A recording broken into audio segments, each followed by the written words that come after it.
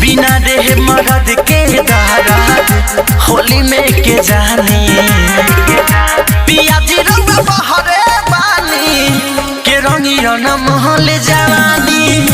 रजी रंग बहरे बानी के रंगिया न महल जवानी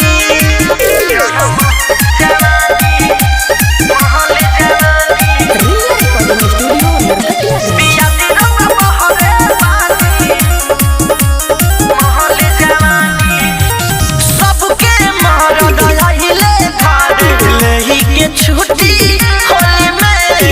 होली में तू नहीं आइबा घरवा के रंग डाली हमारा चोली में मुँह मारो तारा जहिसन मरद के होलियो में न देहला दर्द के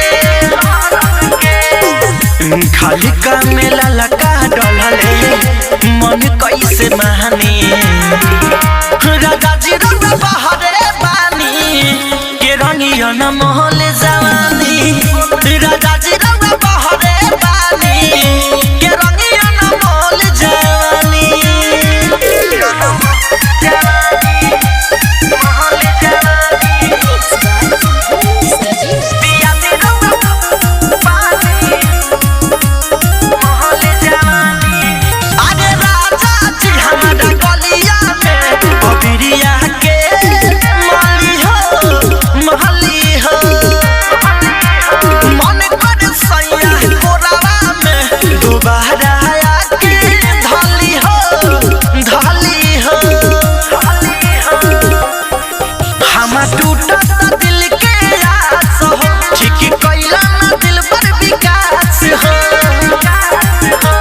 फेरा में रहे राम बहली साचे कहतानी